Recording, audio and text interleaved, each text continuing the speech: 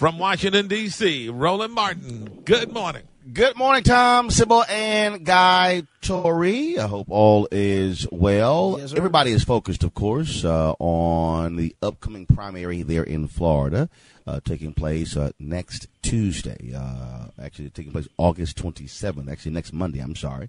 And so a lot of things happening there. Andrew Gillum begins a bus tour today all across the state, trying to rally voters there. Now, there's a major initiative, though, that is not on the ballot on August 27th, but it is going to be on the ballot in November that folks all across the country are paying attention to. It is, of course, the effort to restore the voting rights to formerly incarcerated in Florida.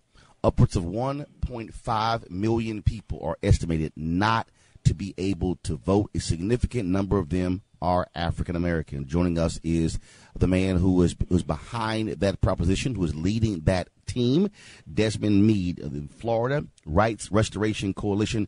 Desmond, how you doing? Good morning, Roland. Thank you for having me on, man. I'm very excited. Voting has started in Florida. And we're getting ready to gear up for November 6th election. When we talk about how big this is, really explain it to our audience how this could be history-making if it is successful. Well, it definitely will be history-making because you're talking about over 1.5 million people who have been excluded from the voting process. And when we're successful in November, you're looking at the largest number of people to have gained the right to vote since the women's suffrage movement. That's more people than the population of over 15 states and U.S. territories and 60 countries in the world. And the way this thing, first of all, this is a ballot initiative, but it's also curious because you're changing the state constitution, correct?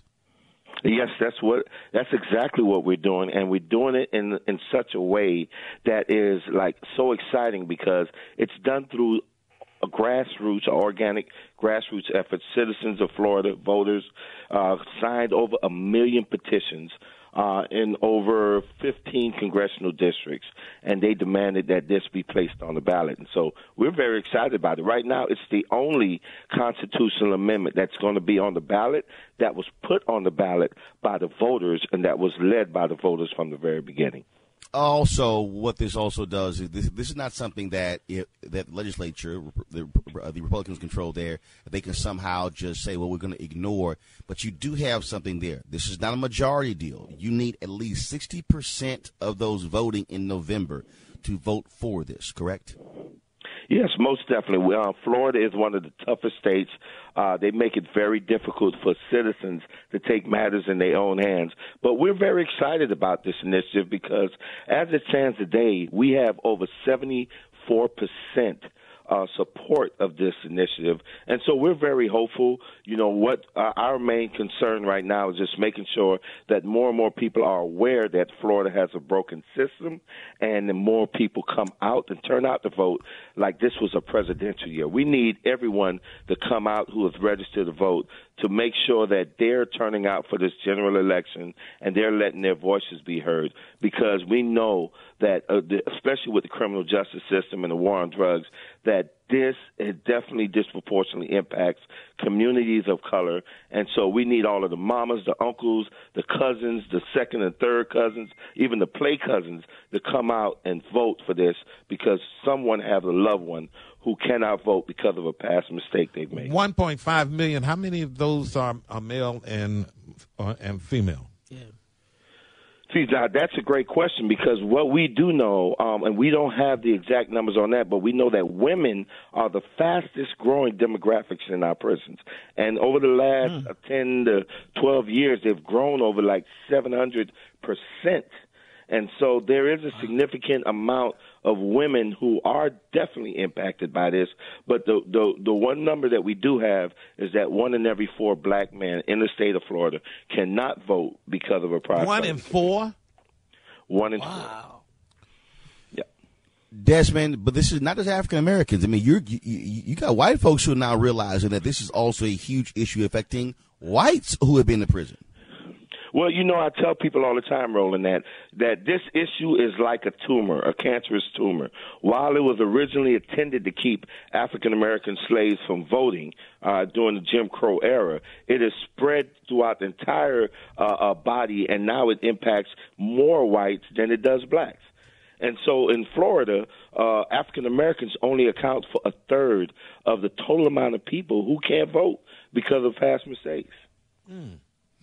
This is also one of the very few, or I think it's probably the only ballot initiative that's led by African Americans. I mean, you typically had these in the past in California and other states, but this is also unique in terms of black folks.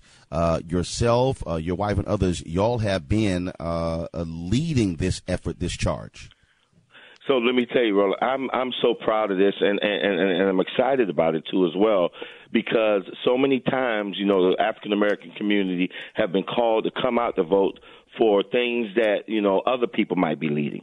This is one of those rare occasions where this issue is led by, number one, someone who is directly impacted, right? Because I can't vote. My wife ran for office. I couldn't even vote for her. So I'm very excited about it.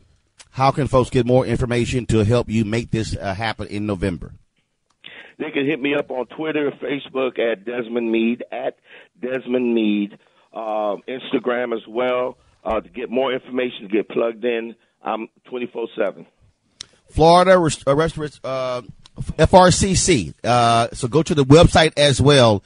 Folks, this could be huge and also pave the way, Tom, for other initiatives across the country if this is successful. 60% got to vote for it. Desmond Meade, we appreciate it, man. Thanks a lot. Huggy next. Thanks for having me. 25 past the hour.